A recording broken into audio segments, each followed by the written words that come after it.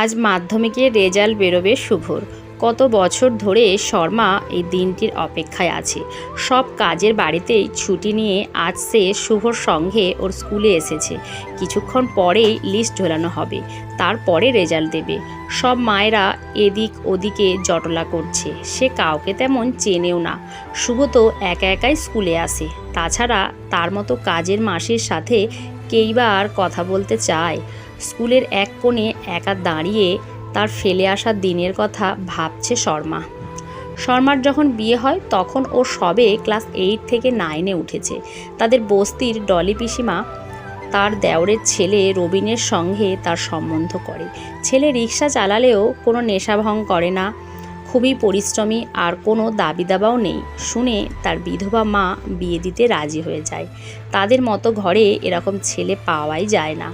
ওদের বস্তির পিন্টুদা টুকটাক ইলেকট্রিকের কাজ করে, দিনরাত নেশা করে সাট্টা খেলে, তাও বিয়ের সময় ঘড়ি, আংটি, সাইকেল ও 15,000 টাকা নগদ পেয়েছে।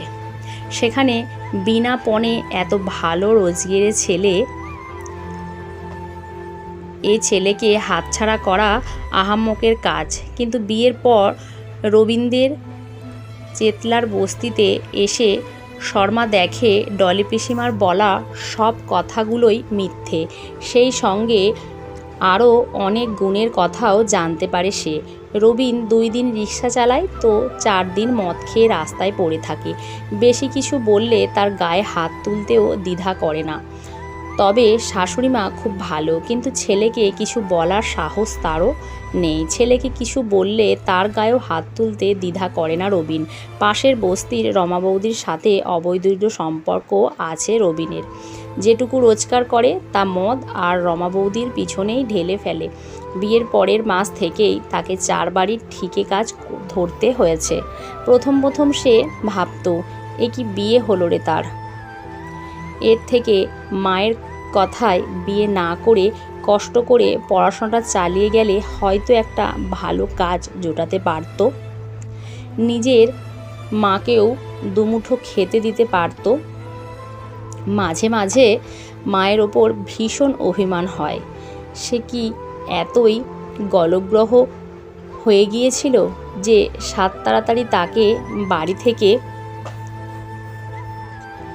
তাড়ানো হলো। এর থেকে কলসি দড়ি বেঁধে তাকে জলে ফেলেই দিতে পারত। কিন্তু আবার পরক্ষণেই ভাবে কী বা করতে পারত মা। মাঝে মাঝে মায়ের সাথে দেখা করতে যায় এবং বানিয়ে বানিয়ে মাকে তার সুখের কথা বলে। মা চুপ করে থাকে। মায়ের কাছে কি আর লুকানো যায় কিছু? প্রথম লোকের এঁটো বাসন মাজতে তার কান্না পেত, কিন্তু পেট বড়বালায় এখন এইসব গা শোয়া হয়ে গেছে। শুভ যখন পেটে, তখনই একদিন মদ খেয়ে নর্দমায় পড়ে রবিন মারা যায়।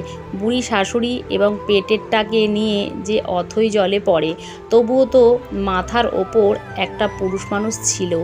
এরপর শিখা বৌদির কথায় সে ঠিকে কাজ ছেড়ে শিখা বৌদিদের ও আরও 3 বাড়ির রান্নার কাজ ধরেছে। শিখা বৌদি সব ব্যবস্থা করে দিয়েছে। শিখা বৌদিকে সে কোনোদিন ভুলতে পারবে না।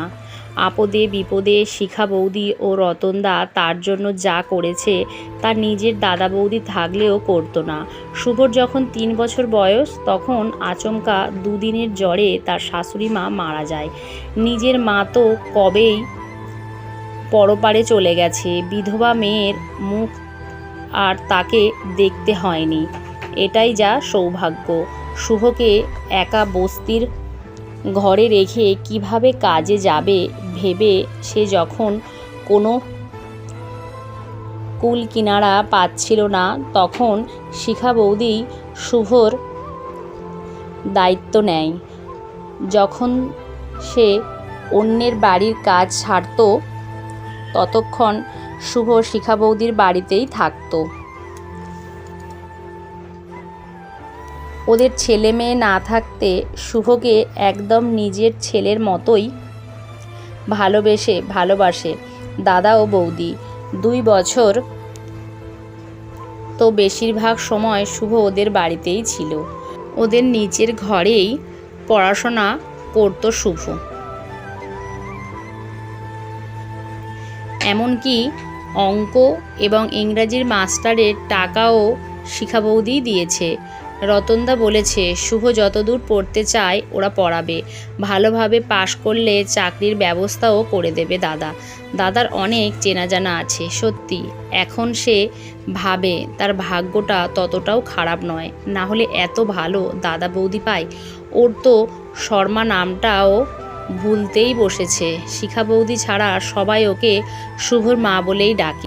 ওর অবশ্য তাতে কোনো আপত্তি নেই, ও তো শুভকে আঁকড়েই বেঁচে আছে। শুভ আর এই দাদা বৌদি ছাড়া কে আছে ওর? ও মাঝে মাঝে এই স্বপ্ন দেখে শুভ ভালো চাকরি পেয়েছে, ওর আর কোনো কষ্ট নেই। হঠাৎ শিখা বৌদির ধাক্কায় তার সম্বিত ফেরে। কী রে, এখানে দাঁড়িয়ে কি করিস? লিস্ট তো কখন টাঙিয়ে দিয়েছে, নে মিষ্টি খা। তোর ছেলে শুভ মাধ্যমিকের জেলার মধ্যে প্রথম হয়েছে। স্কুলের গেট থেকে হেড স্যারের সাথে শুভকে বেরিয়ে আসতে দেখে তার দু চোখ দিয়ে জল গড়িয়ে পড়ে। তবে সেটা আনন্দে না দুঃখে তা বুঝতে পারে না শর্মা।